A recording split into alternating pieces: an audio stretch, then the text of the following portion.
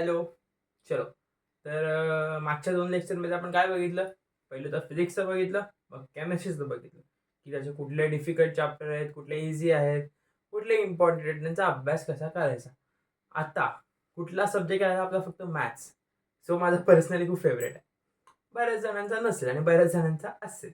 Okay, तो का नसतो माहिती आहे का? बिकॉज तुमचं बेसिक क्लिअर नसतं आणि तुम्ही आधीच त्याला बोर होता, की मॅथ्स आहे यार, कोड करायला सिक्रेटमध्ये मिस्टेक होतं.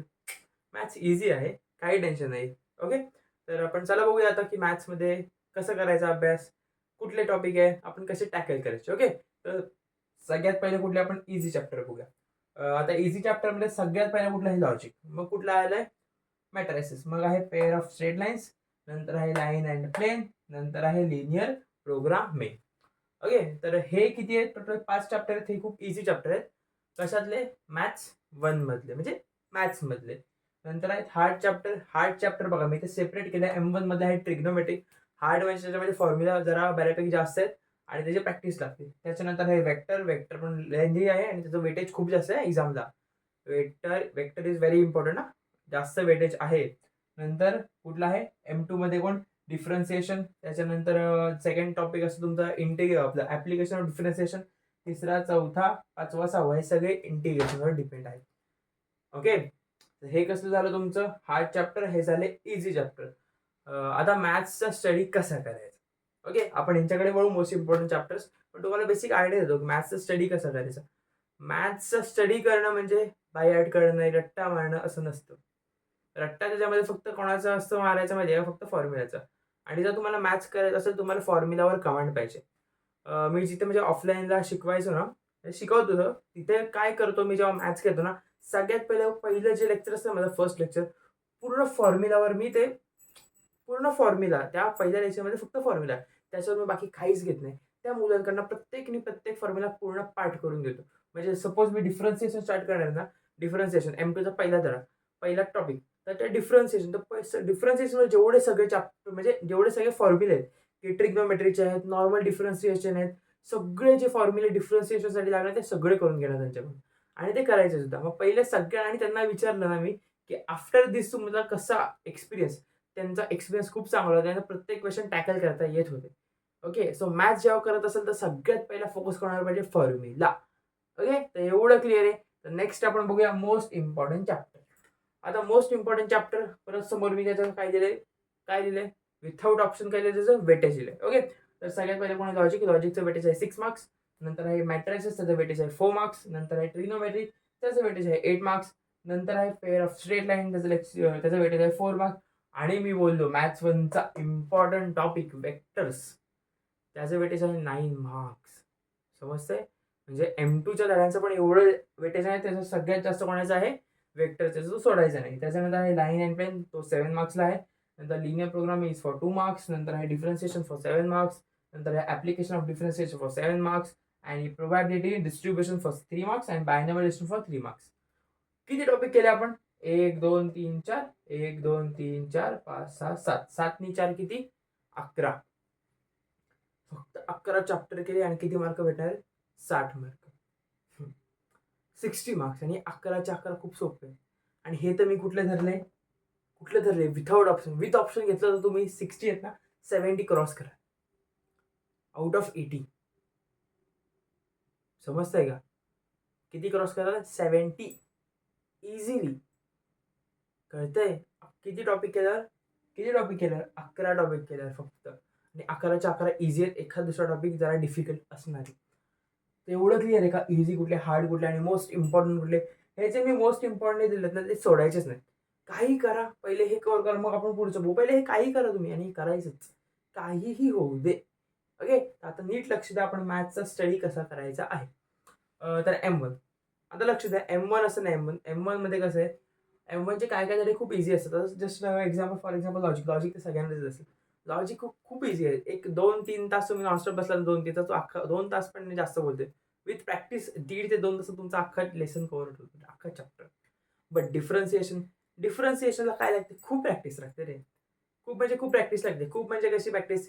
की बाबा तुम्ही एक घेतलात ना, मग त्याच्यावर आता सपोज तुम्ही 1.1 सॉल्व्ह करताय डिफरन्सिएशनचा. ओके. तर त्याच्यामध्ये काय आपल्याला डायरेक्ट डिफरन्सिएशन घ्यायचं असतं, dy/dx फाइंड करायचं असतं. बरोबर की नाही? मग तुम्ही त्याच टाईपचे 2-3 क्वेश्चन सॉल्व्ह केले ना, सेम, सेम, सेम. यार तुम्ही म्हणजे त्याला प्रॅक्टिस नाही म्हणता येणार. प्रॅक्टिस कशाला? की बाबा हा क्वेश्चन मग मला डिफिकल्ट वाटते, हा जरा वेगळा. मग मी तो सॉल्व्ह करणार. मला जमलं मी त्याला थोडा विचार करणार. मग परत त्या टाईपचा थोडासा वेगळा क्वेश्चन घेणार. मग त्याची प्रॅक्टिस करणार. ह्याला बोलतात प्रॅक्टिस. तुम्ही काय करता? जे सोपे वाटेल ते पटापट करता आणि एक्झामला त्या टाईपचा क्वेश्चन येतच नाही. एक्झामला येतो जरा डिफिकल्ट थोडा वेगळा, तो आपण बघितलेलाच नसतो. आणि मग बोलता आउट ऑफ सिलेबस आहे. अरे आउट ऑफ सिलेबस काहीच नाही. तुमच्या टेक्स्टबुकच्या बाहेर काहीच येत नाही. नथिंग. आणि maths is very interesting subject. Maths एवढा इंटरेस्टिंग आणि ईझी सब्जेक्ट आहे ना, तुम्ही ज्याच्यासोबत फ्रेंडशिप केलीत ना भाई, तो तुम्हाला लाईफ म्हणजे खूप हेल्प करणार आहे.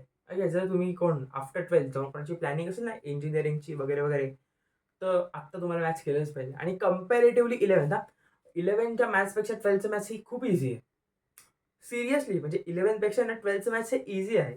खरं सांगतोय आणि मॅथ्स खरंच सांगतो तुम्ही इंटरेस्टनी केलत ना, खूप चांगला तुमचा स्कोअर येणार आहे. म्हणजे मी ऑफलाईनला शिकवतो ना, तिथे म्हणजे आहेत एक 5-6 स्टुडंट्स आहेत. त्यांनी मॅथ्स ड्रॉप केलेलं. आता मॅथ्स घेतलं आणि त्यांचं 11thला म्हणजे त्यांनी एवढं सिरियसली केलं नव्हतं. पण 12thला त्यांनी मॅथ्स ड्रॉप केलं आणि आता घेतलेलं. मग त्यांना तर खूप चांगलं यायला लागलेलं आहे. का की त्याने प्रॅक्टिस केली, सगळे फॉर्म्युलाज कव्हर केले, त्यांचे पटापट, पटापट मी कन्सेप्ट क्लिअर केले आणि झालं. मी मॅथ्सचे तुम्हाला 100% लेक्चर प्रोव्हाईड करणार. इम्पोर्टंट चॅप्टरचं तर करणारच आहे. ओके, तर एवढं क्लिअर आहे. आता थोडंसं बघूया आपण की मॅथ्सला कसं टॅकल करायचं, त्याला कसा स्टडी करायचा. इथपर्यंत क्लिअर आहे ना? ह्याचा एक छोटासा स्क्रीनशॉट काढून घ्या पटकन. घेतला? चला आता आपण बघूया कसं करायचं.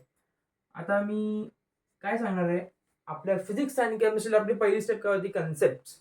ओके, तर इथे कन्सेप्ट्सच्या ऐवजी आपलं काय असणार आहे? फॉर्म्युलाज. फॉर्म्युला सगळे म्हणजे सपोज आता लॉजिक आहे. लॉजिकमध्ये जेवढे सगळे फॉर्म्युला असतात ना, ते सगळे करायचे. सगळे फॉर्म्युला म्हणजे काय? थोडेसे कन्सेप्ट असतील त्याच्यामध्ये. सगळे एकदम अशा क्रिस्टल क्लिअर पाहिजेत. म्हणजे सपोज तुम्ही लॉजिकचे रिव्हिजन करताय ना, तर रिव्हिजन म्हणजे कशी करायची माहिती आहे का?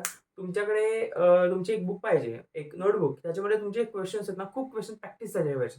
आणि ते क्वेश्चन फक्त एकदा डोळ्याखाली काढायचे आणि एक एक पेज करायचं फॉर्म्युला शीट. ओके, ती फिजिक्ससाठी पण करायची, केमिस्ट्रीसाठी पण करायची आणि मॅथ्ससाठी पण करायची.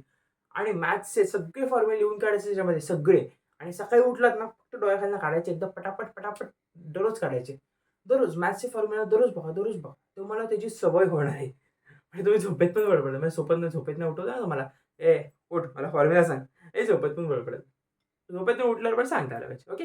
ह्यावेळी तुमचे फॉर्म्युले झाले पाहिजेत आणि हे जे की मी सांगतोय ते केलेत ना, तर तुमचे होईल. काय करायचं माहिती आहे का, फॉर्म्युला जेव्हा लर्न करता ना, तर कसं करायचं, एकदा फॉर्म्युला बघून लिहून काढायचे. ओके. तर एकदा थोडे डोळ्याखालनं काढायचे, थोडे बाहेर करायचे आणि न बघता लिहून काढायचे आणि स्वतः चेक करायचे. चुकले तर परत लिहायचे. असे तुम्ही फॉर्म्युले केले तर तुमचे पटापट सगळे फॉर्म्युले पाठ होणार. मी बोललो ना, ते ऑफलाईनला मॅथ्स ड्रॉप केले त्यांच्या ह्याच वेळी मी फॉर्म्युलाज पाठ करून घेतले आणि त्यांचे झाले. ओके. एवढं क्लिअर आहे. मग सगळ्यात पहिले काय सांगितलं मी? फॉर्म्युला. आणि सेकंड इम्पोर्टंट स्टेप कुठली? ही सगळ्यांना ही म्हणजे आपल्या प्रत्येक सब्जेक्टसाठी ही आहे. पी-वाय-क्यू. फिजिक्ससाठी पण तीच होती, केमिस्ट्रीसाठी पण तीच होती आणि आपल्या कशासाठी असणार आहे? मॅथ्ससाठी सुद्धा तीच असणार आहे. P-Y-Q plus plus PS means what? आपले प्रॅक्टिस सेट असणार आहे. प्रॅक्टिस सेटमधले पण क्वेश्चन्स आहेत ना अटेम्प्ट करायचे. Practice set. का प्रॅक्टिस सेट? प्रॅक्टिस सेटमधले क्वेश्चन केले आपल्याला अंदाज येतो, की बाबा ह्या-ह्या टाइपचा क्वेश्चन मला येतो, ह्या-ह्या टाइपचे क्वेश्चन मला एक्झामला येणार आहेत. मग मला असं-असं हे जर करायला आहे, हे मला एवढी प्रॅक्टिस करायला आहे. जनरली तुम्ही काय करा माहिती आहे का? M1 आणि M2. मेन फोकस M2 वरच करा. M2चे जे टॉपिक सांगितलेत ना इम्पोर्टंट म्हणजे मी डिफरन्शिएशन, ॲप्लिकेशन, ठीक आहे. डिफरन्शिएशन ॲप्लिकेशनला खूप फोकस करा. त्यांची खूप प्रॅक्टिस करा. आणि M2, M1 मधलं कुठलं व्हेक्टर्स. बाकीच्यांवर पण करायचं, पण मेन फोकस कोण आपलं डिफरन्शिएशन. त्याची खूप प्रॅक्टिस पाहिजे. नुसती प्रॅक्टिस करा ना, डिफरन्शिएशन इझी होते. अप टू एक्झाम फेबमध्ये एक्झाम आहे. मी काय सांगितलं, हार्डवर्क प्लस स्मार्ट वर्क आणि हेच आपलं काय आहे, स्मार्ट वर्क. मी प्रत्येक लेक्चरमध्ये तुम्हाला हेच सांगतो. Okay, so maths is very easy. तर first step formula, second PYQ plus आपला प्रॅक्टिस सेट आणि तिसरी स्टेप काय? रिव्हिजन. नेहमीसारखी रिव्हिजन. आता आता मॅथ्सची रिव्हिजन कशी करायची माहिती आहे का? रँडम 5-6 क्वेश्चन उचलायचे कुठलेही हां. आपल्याला येतातच ना, आपल्याला डायरेक्ट उचलायचे असे कुठले किंवा आपली जी असेल ना बुक, ती द्यायची आईकडे. आपली मम्मी, पप्पा कोणाकडे किंवा भाऊ-बहीण द्यायचे. मला चल यातले मला 5 प्रश्न होता, मी ते सोडवतो. असे ते रँडम 5 क्वेश्चन द्यायचे, ते आपण सॉल्व्ह करायचे. ती आपली रिव्हिजन असणार आहे फॉर मॅथ्स. आणि अजून एक वेग आहे, फक्त फॉर्म्युला. एकदा आपली फॉर्म्युला शीट प्रत्येकाची तयार व्हायच्या बुकमध्ये. काही करा. फॉर्म्युला शीट आजच्या आज बनवायची. झोपण्याच्या आधी फॉर्म्युला शीट तुमची बनलीच पाहिजे. ती फॉर्म्युला शीट आहे ना, की एकदा पटापट डोळ्याखालनं काढायची तरच. प्रत्येक जेव्हा तुम्ही मॅथ्स स्टार्ट करणार ना, त्यासाठी 5 मिनिटे आपल्या फॉर्म्युलासाठी. ओके. तुम्ही लॉजिक करा, ट्रिग्नोमेट्री करा, डिफरन्शिएशन करा, वेक्टर करा. पण त्याआधी सगळे फॉर्म्युला तुमच्या डोळ्याखालनं गेलेच पाहिजेत. कंप्लीट मॅथ्सचे. ओके. ह्यावेळेस तुमचे फॉर्म्युले सगळे लर्न होणार आहेत आणि maths is completely depend on formula. जर तुम्ही मॅथ्स आहे ना, एखादा समजा टॉपिक करताय डिफरन्शिएशन, त्याचे सगळे फॉर्म्युलाज केलेत ना सगळे, तुमचा 50 to 60, मी काय बोलतो 80% तुमचा मॅथ्सचा त्या टॉपिकचा स्टडी होतो. रिमेनिंग 30 to 20% हा आपण प्रॅक्टिसमध्ये कंप्लीट करायचं. ओके. तर सगळ्यात इम्पॉर्टंट तुमचा फॉर्म्युलाज. तर आपल्या 3 स्टेपमध्ये आपला मॅथ्स होणार आहे. Formula, PYQ plus practice set plus revision आणि लास्टचा 4th पॉईंट आपलं तर सगळ्यांना मी सांगितलं आहे. फिजिक्सला फक्त सांगायचं राहिला. गेमला मी ते कव्हर केलं. टेस्ट. टेस्ट का द्यायची की आपल्याला समजतं आपण किती पाण्यात आहोत. पाण्यात इन द सेन्स की आपल्याला कुठे चुकू शकतं. एक्झामला आपल्या जिथे मार्क जाऊ शकतो, सो आपण ते आत्ताच इम्प्रूव्ह करू शकतो. एक्झामला मार्क जाण्यापेक्षा आपल्या समोरच गेलेलं काय वाईट आहे? करेक्ट. आपण सेल्फ टेस्ट देतोय, स्वतः टेस्ट देतोय, तर मार्क कमी गेल्यावर आपल्याला कोण बोलणार आहे का? बट सपोज आपल्या बोर्डला कमी आलं तर आपल्याला हर्ट होणार, पॅरेंट्स थोडेसे अपसेट होणार. आपल्याला ते पाहिजे का? असं नको आहे ना. आपलं गोल काय आहे? फायनल जर्नीचं डेस्टिनेशन काय आहे? बोर्ड एक्झामला खूप मस्त मार्क्स आणि आपल्याला ते अचीव्ह करायचे आहेत. काही होऊ दे, आपण करणार आहोत. ओके. कन्सेप्ट क्लिअर एकदम. मी काय सांगितलं ते सगळ्यांच्या एकदम डोक्यात बसलेलं आहे. मी फास्ट लेक्चर काय घेतो, आपल्याला लवकरात लवकर हे करायचं आहे आणि मी इथले मला टॉपिक पण तुमचे थोडेफार घ्यायचे आहेत. तुम्हाला काही डाऊट असेल मला कमेंट करा, विचारा. ओके, विचारा. मी तुम्हाला प्रत्येक क्वेश्चन तुमचा आन्सर देणार आहे 100%. काहीही टेन्शन घ्यायचं नाही. Maths is very easy. त्या वेने तुम्ही त्याला टॅकल केले पाहिजे. तुम्ही का घाबरता मॅथ्सला? I don't know. काही काही जण घाबरत असेल, काही जण नसतील घाबरत. Very good. जे घाबरत असेल त्यांनी मॅथ्सचा आजपासून टेन्शन सोडून द्या. मी तुमचा घेईनच मॅथ्स. सो काहीही टेन्शन घ्यायची गरज नाही आहे. तर मॅथ्सचा असा सब्जेक्ट आहे माहिती आहे का, तुम्ही त्याला घाबरलात ना, तर तुम्हाला खूप घाबरवेल. ओके. तर तुम्ही त्याला घाबरलात तर तुम्हाला खूप घाबरवेल. पण तुम्ही त्याच्याशी फ्रेंडशिप केली तर तुम्हाला भाई खूप मदत करेल. समजतंय ना? ओके. ह्यालाच बोलतात मॅथेमॅटिक्स आणि मॅथेमॅटिक्स इज व्हेरी ईझी. सगळ्यांचं कव्हर होणार आहे. Thank you so much. Okay. तर काही डाऊट असेल मला कमेंट करा. ह्याचा सांगेन जरा पटकन एक स्क्रीनशॉट काढून घ्या. पटकन हां. ओके. डन. आणि स्क्रीनशॉट फक्त काढून मोबाईलमध्ये ठेवला आता बघा. नोटबुकमध्ये नोट डाउन करून घ्यायचं आणि एक टॉपिक डन झाला ना, की त्याला असे टिक करायचे. सपोज माझं लॉजिक झालं, हे झालं, हे झालं, हे झालं. असे टिक करायचे झालं, की माझा हा डन झाला. आणि त्याच्या पण टचमध्ये राहायचं. असं नाही केलं तर पुढचा पाठ, मागचा सपाट. असं नकोय आपल्याला. आणि डेली मॅथ्सची तुम्हाला 2 तास तरी मॅथ्स व्हायला पाहिजे. 2 ते 3 तास. मेन फोकस करा आपल्या डिफरन्शिएशन आणि ॲप्लिकेशनवर. ओके. क्लिअर. काही डाऊट असेल तर कमेंट करा आणि थँक सो मच आणि हसत राहा. हसणार आहात तुम्ही आणि तुम्ही खूप चांगला स्कोर करणार आहात. I know. टेन्शन अजिबात घ्यायचं नाही अभ्यासाचं. प्रेशर घेतलं तर आपलं म्हणजे कसं असतं माहिती आहे का? सपोज उद्या माझी एक्झाम आहे. ठीक आहे. आणि माझं 80% स्टडी कंप्लीट झालं 80% आणि रिमेनिंग 20% आणि मी ते 20% मी फोकस करतो, टेन्शन घेतो आणि माझा 80% पण खाल्लाच झाला. 80% अभ्यास पण मी जो केला ना, तो खाल्लाच झाला. झाले मला 0%. आपल्याला स्टडी असं नाही करायचं. आपण लिमिटेडच करू, पण असलं स्ट्राँग करू ना, भाई की त्यात आपला स्कोर येणारच आहे. आपल्याला नुसतं हार्डवर्क नाही करायचं, असं कुत्र्यासारखा अभ्यास नाही करायचा. स्मार्ट वर्क, डोकं यूज करायचं भाई. कळतंय का? आणि तुम्ही ते करणारच यार. आय नो व्हेरी वेल. खूप चांगलं करणार. ओके. काही डाऊट असेल बिनधास्त विचारा. काही टेन्शन नका घेऊ. ओके. Thank so much.